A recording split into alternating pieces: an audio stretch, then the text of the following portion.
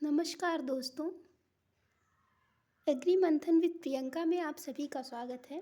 आज हम एग्रीकल्चर की एग्रोनॉमी की एक इम्पॉर्टेंट बुक येलेमंडा रेड्डी और जीएस शंकरा रेड्डी की सीरीज़ शुरू कर रहे हैं, जिसमें हम इस बुक को अच्छे से कवर करेंगे और इससे रिलेटेड जो इम्पॉर्टेंट क्वेश्चंस हैं, एमसीक्यूज़ हैं, उन सभी को भी हम देखेंगे। सबसे पहले कंटेंट्स में हम देख लेते हैं। फर्स्ट चैप्टर है introduction to agriculture and agronomy.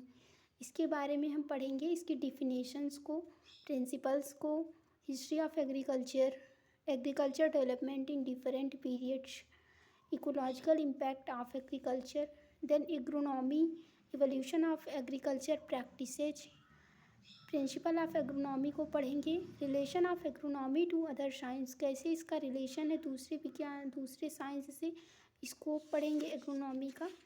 तो सबसे पहले हम फर्स्ट चैप्टर स्टार्ट करते हैं। आप यहाँ पे देख सकते हैं फर्स्ट चैप्टर है introduction to agriculture and agronomy. तो सबसे पहले हम देखते हैं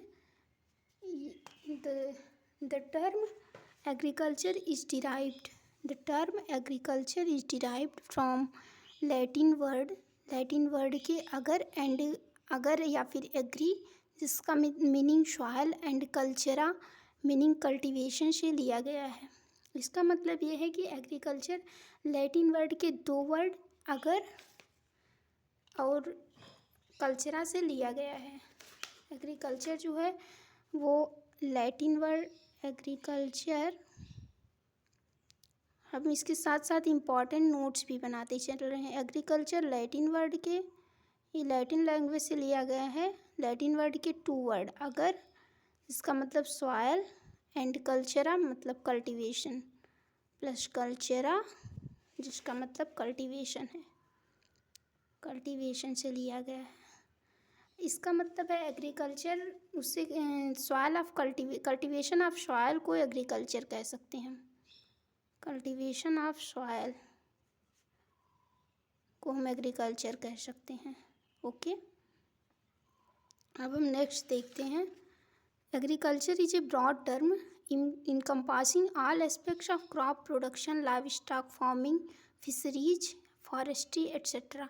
एग्रीकल्चर जो बहुत बड़ा ब्रॉड टर्म है, एक बहुत बड़ा टर्म है, जिसके अंतर्गत हम क्रॉप प्रोडक्शन को देखते हैं, लाइव स्टॉक फार्मिंग यानी कि पशुपालन को, फिशरीज मछली पालन को, और फॉरेस्ट्री मतलब वनों के देख रेख, वनों का रोपण, ये सब देखते हैं। अब हम देखते हैं एग्रोनॉमी की। नेक्स्ट एग्रोनॉमी की डिफिनेशन दी गई है। Agronomy is a branch of agricultural sciences. Agronomy agricultural science की एक ब्रांच है which deals with principles and practices of soil, water and crop management, जो कि डील करती है principles and practices of soil, water and crop management, मतलब soil, water और crop management के प्रिंसिपल और प्रैक्टिसेस को डील करती है। तो हम यहाँ पे नोट्स में लिख लेते हैं, एग्रोनॉमी जो है वो डील करती है, deals with principles and practices of crop, principles and practices of soil का principle, soil, water and crop management. तो ये हो गई एग्रोनॉमी की डिफिनेशन कि एग्रोनॉमी डील करती है principles and practices of soil, water and crop management के साथ। अब हम नेक्स्ट देखते हैं कि दिया गया है यहाँ पे बुक में, this term is derived from Greek word agros meaning field and nomos meaning to manage. मतलब हमने अभी देखा एग्रीकल्चर जो है लैटिन वर्ड से लिया गया है, बट एग्रोनॉमी यहाँ पे ग्रीक वर्ड से लिया गया है। ग्रीक वर्ड के एग्रोज जिसका मतलब फील्ड एंड नोमोज जिसका मतलब है टू मैनेज से लिया गया है। तो हम इसको लिख लेते हैं कि एग्रोनॉमी जो है वो एग्रीकल्चर लैटिन वर्ड था, बट एग्रोनॉमी जो है वो है ग्रीक वर्ड। ये ग्रीक वर्ड एगर जिसका मतलब फील्ड एंड नोमोस जिसका मतलब है टू मैनेज, मतलब फील्ड का management he, management of field. इसको हम एग्रोनॉमी कह सकते हैं। ओके, फील्ड का मैनेजमेंट ही एग्रोनॉमी कहलाता है। In recent times, agronomy has assumed newer dimensions and can be defined as a branch of agricultural science that deals with methods which provide favorable environment to the crop for higher productivity। मतलब recent time में हमने agronomy की एक नई definition को assume किया है। इसके अनुसार रिसेंट मतलब अभी जल्दी में इसके अनुसार एग्रोनॉमी जो है ये एग्रीकल्चर साइंस की एक ब्रांच है जो कि डील करती है with methods which provide favourable environment to the crop for higher productivity. मतलब कि एग्रोनॉमी डील करती है जो क्रॉप को हायर प्रोडक्टिविटी के लिए फेवरेबल इन्वायरमेंट देता है, उसके साथ उन मेथड्स के साथ डील करती है। अब हम जैसे कि एक किसान जो है वो खेत में बीज बोने के लिए मिट्टी की तैयारी कर रहा है, फसल काट रहा है, ये सब एग्रीकल्चर की प्रक्रिया में आती है। बट एग्रोनॉमी हमें ये सिखा रही है कि सॉइल, वाटर और क्रॉप का हम साइंटिफिक तरीके से मैनेजमेंट कैसे करें। ओके, तो अब हम नेक्स्ट देखेंगे। नेक्स्ट हम देख रहे हैं environment is defined as the aggregate of all the external conditions and influences affecting the life and development of an organism।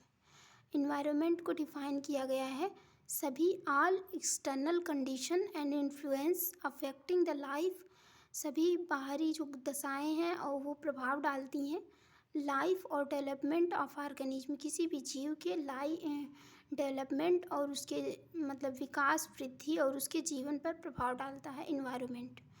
अब हम नेक्स्ट देखेंगे नॉर्मन ने एग्रोनॉमी की डिफिनीशन क्या दी है।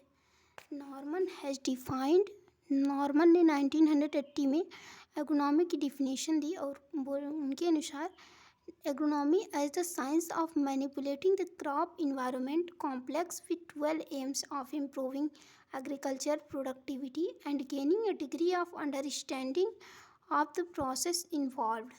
मतलब एग्रोनॉमी, इनके अनुसार एग्रोनॉमी वह साइंस है जो कि क्रॉप इन्वायरमेंटल कॉम्प्लेक्स के साथ डील और 12 एम्स मतलब उसके दो उद्देश्य हैं। पहला है इम्प्रूविंग एग्रीकल्चर प्रोडक्टिविटी, मतलब कृषि उत्पादकता को इम्प्रूव करता है, and gaining a degree of understanding of the process involve, और ये एक मतलब प्रक्रियाओं की समझ की डिग्री देता है कि एग्रीकल्चर में कौन सी प्रक्रियाएं, कौन सी प्रैक्टिसेस कब लागू होती हैं। अब हम नेक्स्ट देखेंगे इसका बेसिक प्रिंसिपल्स क्या है। बेसिक प्रिंसिपल्स एग्रोनॉमी का क्या है। The environment of crop constitute both soil and aerial, मतलब जो क्रॉप का इन्वायरमेंट है वो रखता है सॉइल और एरियल, दो तरह की इन्वायरमेंट को रखता है। As a part of the plant is inside the soil and the other part is expose to the aerial atmosphere. पहला है कि सॉइल के अंदर जो होता है वो सॉइल इन्वायरमेंट कहलाएगा और other part is expose to the aerial atmosphere, और दूसरा है एरियल जो कि वातावरण से संबंध रखता है। तो हम सबसे पहले लिख लेते हैं इसके बेसिक प्रिंसिपल्स क्या हैं। एग्रोनॉमी के बेसिक प्रिंसिपल्स हम हेडिंग डालेंगे, बेसिक प्रिंसिपल्स क्या हैं। तो इसके दो बेसिक प्रिंसिपल्स हैं, soil environment and aerial environment.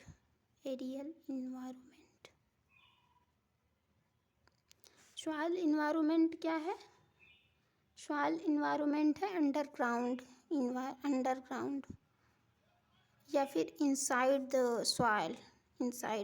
Soil के अंदर जो होता है वो है सॉइल इन्वायरमेंट। और एरियल क्या है, वो अबव द ग्राउंड मतलब सतह से ऊपर का जो वातावरण में होता है, यानी कि एटमॉस्फेरिक इन्वायरमेंट। ओके, अब हम देखेंगे environmental influences growth and development of crops.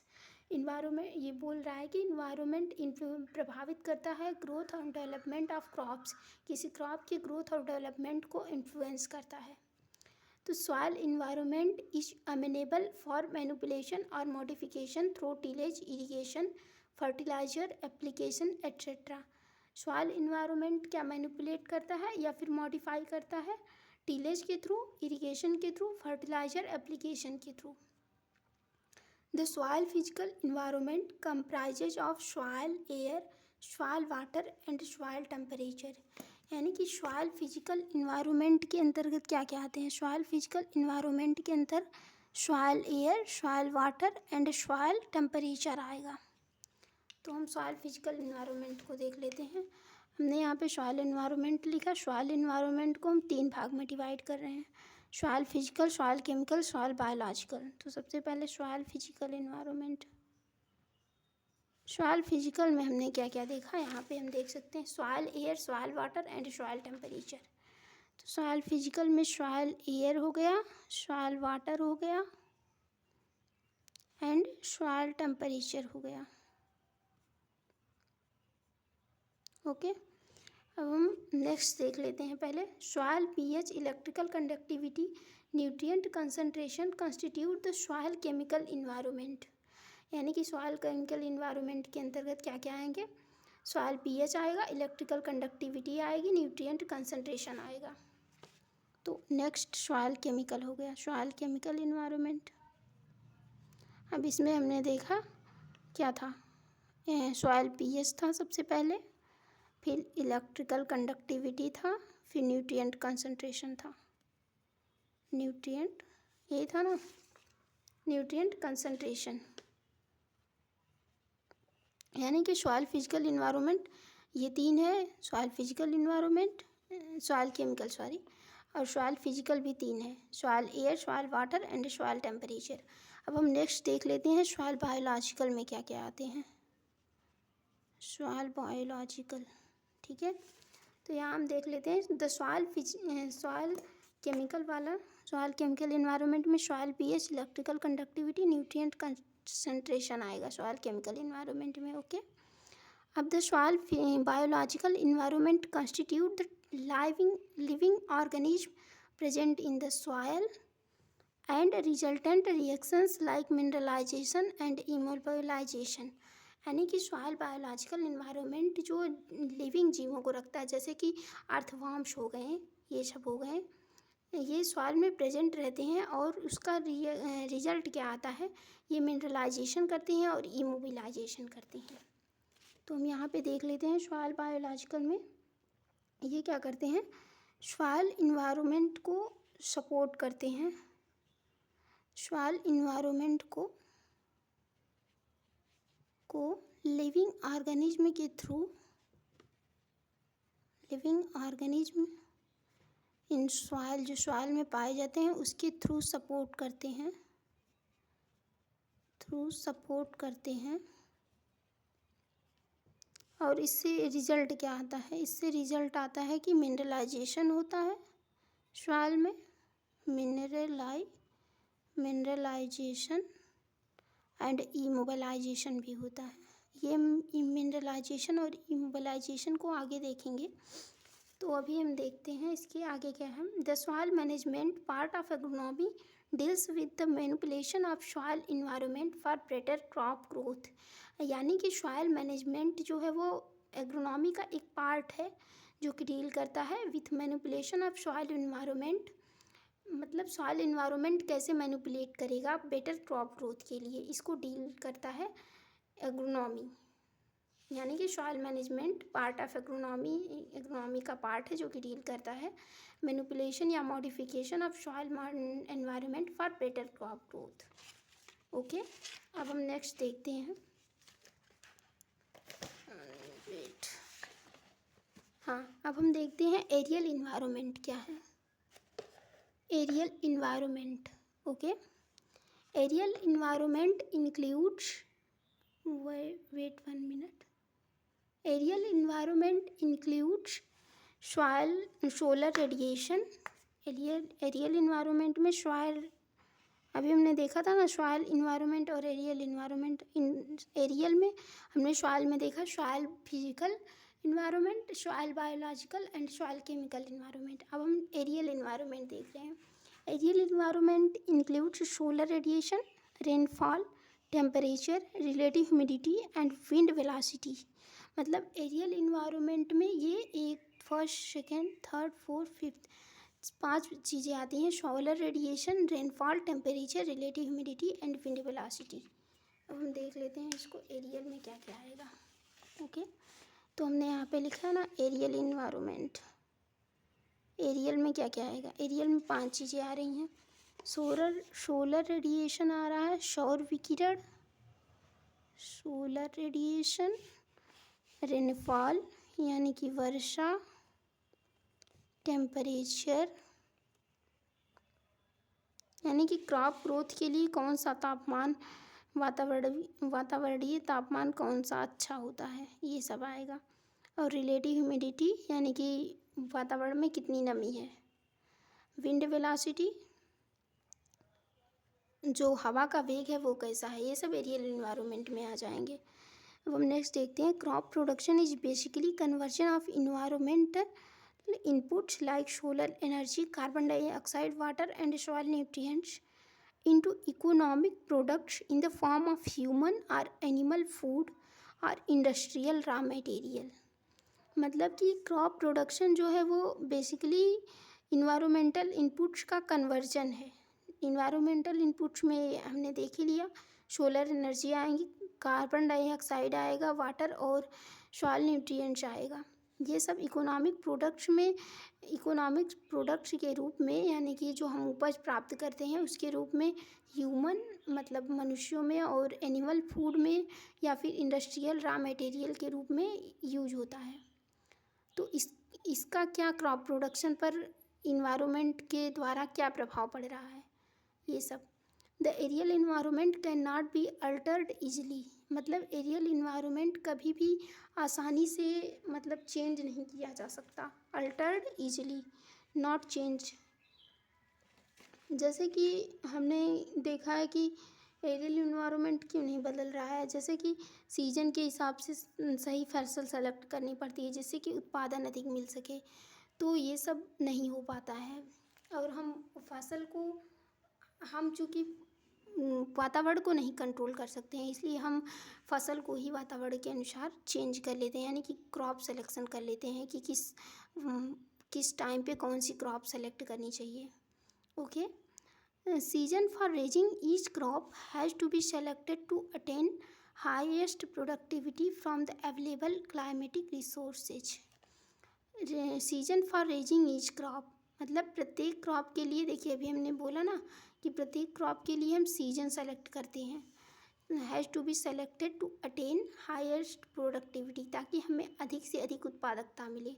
From the available climatic resources, जो हमारे पास अवेलेबल क्लाइमेटिक रिसोर्स हैं, जैसे कि हम रबी में अलग क्रॉप उगाते हैं, खरीफ में अलग, तो उसका तापमान टेम्परेचर अलग अलग होता है, इसकी वजह से हम क्रॉप को सेलेक्ट कर लेते हैं।